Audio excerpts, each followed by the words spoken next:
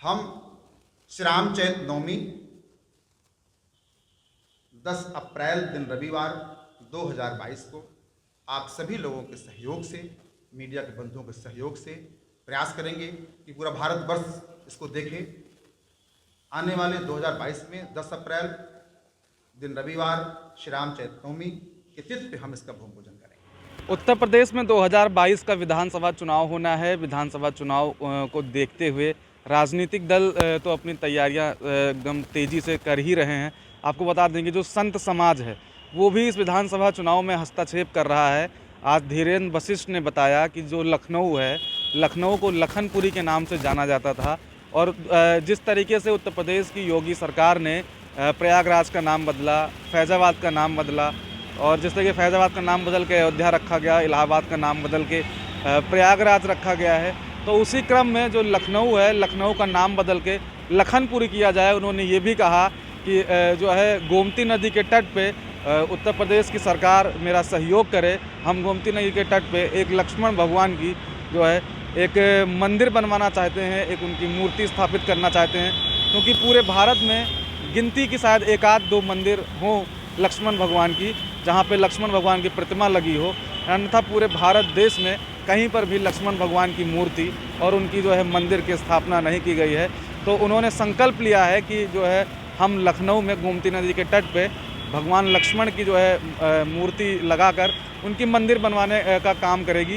ये लक्ष्मण पीठ सेवा संस्थान के जो है संस्थापक हैं गुरु धीरेन्द्र वशिष्ठ, जिन्होंने साफ किया है कि लखनऊ में भी भगवान लक्ष्मण का एक भव्य मंदिर बने, उनकी एक भव्य प्रतिमा लगे। और उसमें उन्होंने जो राजनीतिक दल हैं उससे उन्होंने मांग भी की है कि उनकी जो है उनकी मांग पूरी की जाए और मंदिर बनवाने में, भगवान लक्ष्मण की प्रतिमा लगवाने में उनकी सरकार मदद करे।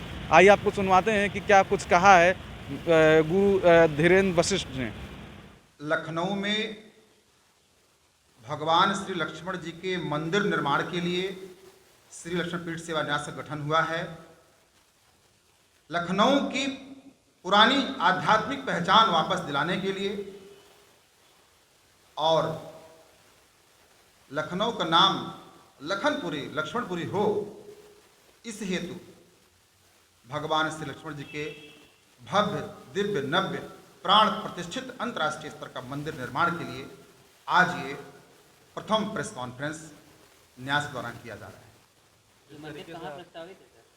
ये लखनऊ में ही जानकीपुरम के पास कुर्सी रोड पे बनेगा।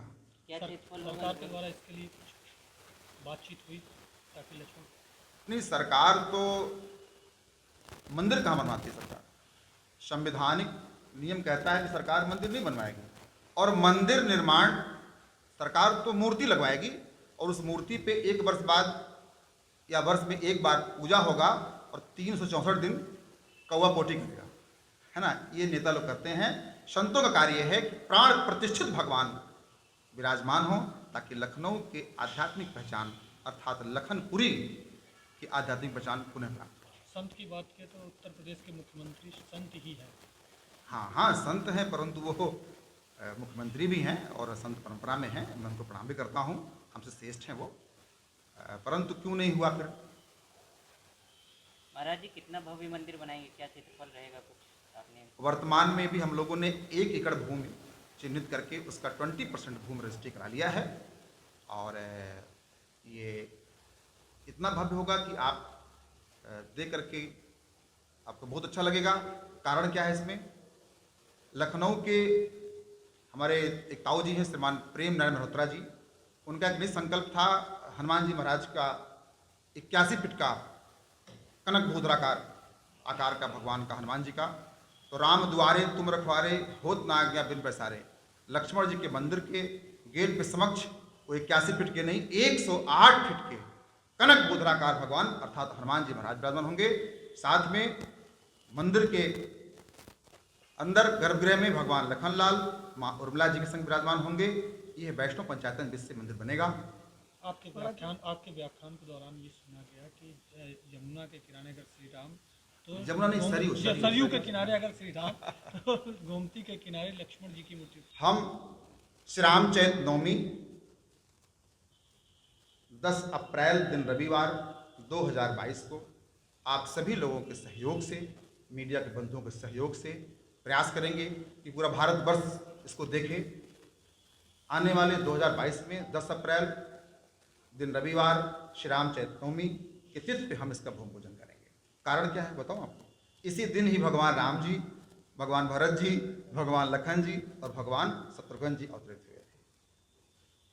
से लक्ष्मण जी का भावनात्मक संबंध इसलिए है, आप लोगों ने पढ़ा होगा, शिवसेन मनोज जी ने उपन्यास भी लिखा है, लक्ष्मण महाकाव्य भी लिखा है, और उसमें ये बताया गया है कि जब सीता के दूसरे वनवास के लिए लक्ष्मण जी उन्हें छोड़ के लौट रहे थे तो उनका मन इतना व्यथित हुआ कि अयोध्या जाने का मन नहीं हुआ उनका, और गोमती के तट पर यहाँ रुके और बहुत ही खिन्न मन से वैराग्य उनके मन में उत्पन्न हुआ। तब उन्होंने लखनऊ नगर बसाया, लखनऊ में ही मुझे रहना है। बहुत लोगों ने समझाया कि अयोध्या वापस आइए, लेकिन उनका मन नहीं हुआ।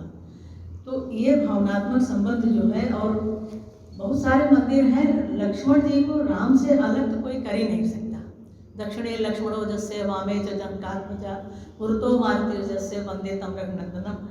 राम को बिना लक्ष्मण के और सीता के जहाँ भी देखिए और कोई नहीं है, सीता और लक्ष्मण ही राम के साथ है। इसका कारण क्या है? लखनऊ एक तो राजधानी उत्तर प्रदेश की, इसलिए भी इसका महत्व है कि यहाँ ओज और तेज की जरूरत है। आज वो ओज जो समुद्र के न मानने पर, वो कहते हैं बिना न मानो जलद जड़ गए तीन गीत, बोले राम सकोगे तब है बिनु होय न प्रीत। आज हमारे योगी जी, हमारे संत हैं, वो उन्होंने भी ये सिद्ध किया, लक्ष्मण के उस ओज को उन्होंने स्वीकार किया, और आज अपराधियों के प्रति या जो विनय नहीं मान रहे हैं उनके प्रति जो उनका रुख है, लक्ष्मण का रुख है।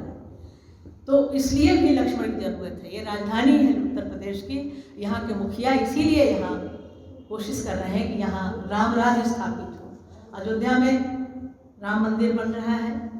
इनके ऊपर जितने साहित्य लिखे गए हैं लक्ष्मण जी पर, उसमें उनका ओज रूप ही अधिक उभर के आया है। मैं लोक साहित्य की विद्यार्थी हूँ, तो उसमें भी जहाँ भी लक्ष्मण का वर्णन आता है, वो सीता के देवर के रूप में अधिक आए हैं। अरे अरे लक्ष्मण भैया विपतिया के नायक, विपत्ति के नायक है वो स्त्री के। जब जब सीता को कष्ट हुआ है, लक्ष्मण ने साथ दिया है। भाभी को माँ मानते रहे। आज के युवकों को इसकी ज़रूरत है, इसलिए लक्ष्मण का चरित्र आज प्रासंगिक है। इसलिए लक्ष्मण का चरित्र आज प्रासंगिक है कि जो भी अन्याय हो रहा है, लक्ष्मण जी बहुत आक्रोश में आ जाते हैं बार बार। जब भरत जी आए हैं तो उनकी फौज देख के, उनके साथ जो आ रहे हैं भक्त, उनको देख के कहते हैं कि आके कोई कहता है फौज लेके आ रहे हैं। लक्ष्मण मंदिर की मांग जो या बना